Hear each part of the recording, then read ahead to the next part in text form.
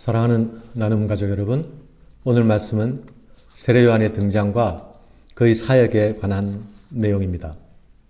먼저 누가는 세례 요한에게 하나님의 말씀이 임하고 그의 선포 사역을 시작하는 시점을 당대의 세속사와 연결시켜서 우리에게 보도해 주고 있습니다.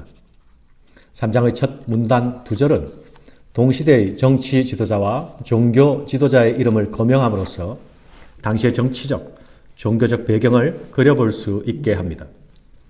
세례 요한이 등장하는 시절은 예수님이 사역을 시작하시던 시절과 거의 맞물려 있습니다.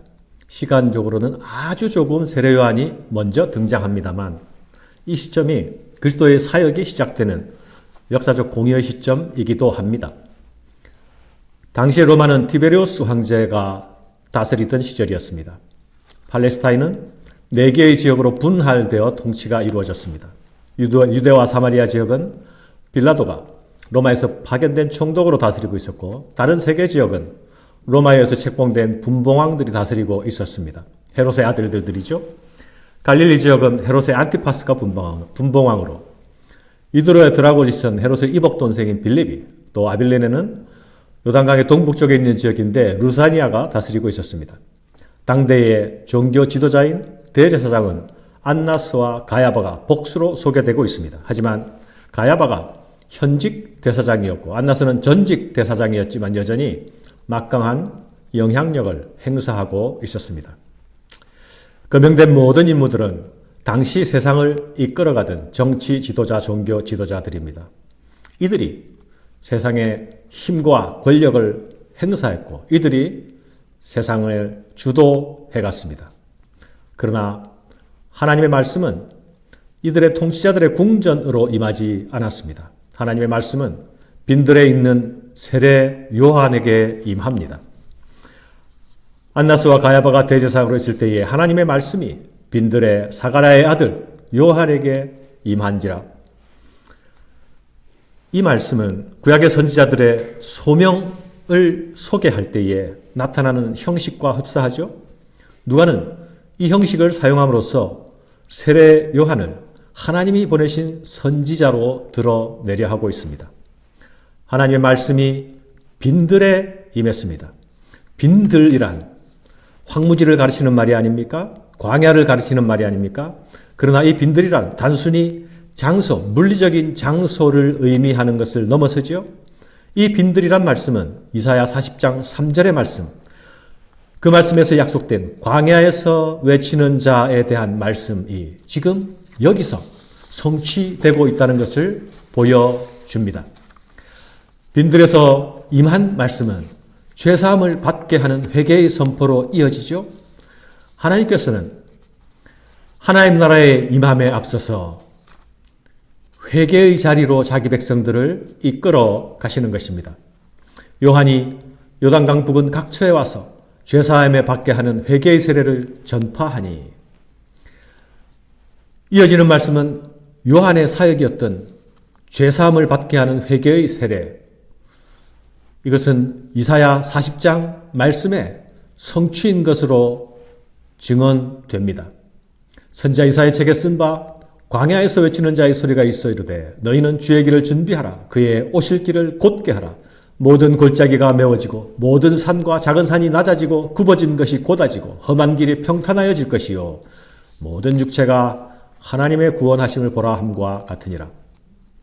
요한의 사역은 이사야 선지자의 예언의 성취이면서 동시에 사가랴에게 말씀하신 약속의 성취이기도 합니다. 천사는 사가랴에게 수태고지를 알리면서 태어날 아기가 이스라엘을 하나님께로 돌아오는 그 사역을 할 것이라 말했습니다. 하나님의 백성들을, 하나님께로부터 떠난 하나님의 백성들을 하나님께로 돌아서게 하는 일, 이것이 요한이 할 일입니다. 하나님께로 돌아서는 일, 이것은 회개이죠. 세례 요한이 선포한 메시지는 바로 회개를 촉구하는 메시지였습니다. 요한은 회개의 촉구와 함께 세례를 베풀었습니다. 누가는 요한을 소개하면서 요한의 세례를 소개하기보다는 세례자 요한의 설교에 집중하여 보도해 주고 있습니다. 그가 주는 세례는 죄를 용서받게 하는 세례가 아닙니다. 그가 주는 세례는 회개를 통해서 죄의 용서를 받은 사람들이 받아야 하는 세례입니다. 세례는 우리 내면에서 일어난 돌이킴의 변화를 외적으로 표현하는 방식입니다. 사랑하는 여러분, 주님이 오실 길을 준비하는 것, 그것이 세례 요한의 사역이었죠. 그분이 오실 수 있도록, 그분이 임하실 수 있도록 길을 바로잡고 굽은 길을 곧게 하는 것이 그의 사역입니다. 그런데 이 굽은 길을 바로 곧게 하는 일이 무엇입니까? 도로 포장 공사를 말하는 것입니까? 도로를 깨끗이 청소하는 것을 말합니까? 오시는 주님을 맞이하는 심령이 회개로 깨끗해지는, 회개로 바르게 되는 것을 의미하는 것이 아닙니까? 하나님의 백성들이 그 심령이 하나님께로 돌이키는 일, 그것은 오시는 하나님 나라의 주인을 맞아들이기 위해서 반드시 필요한 일입니다. 사랑하는 여러분, 회개는 스스로 높아진 심령은 절대 그 속에서 회개가 일어날 수 없습니다. 회개는 우리 심령에 그분이 임하시도록 준비되는 일이죠. 회개는 우리 심령이 오실 그분 앞에서 겸손해지고 겸비해지는 일을 요구합니다.